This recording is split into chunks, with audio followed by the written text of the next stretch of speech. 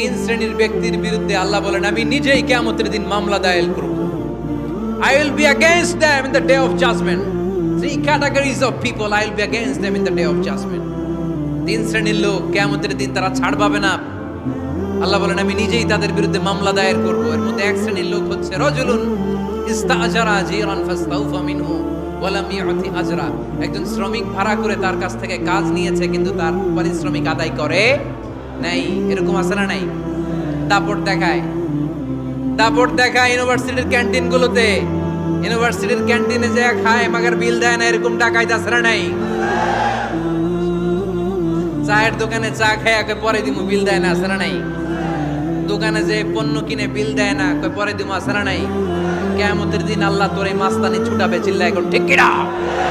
আনা খাসমুহুম, আমি নিজেই তাদের বিরুদ্ধে মামলা দায়ের করব। কথাটা কার?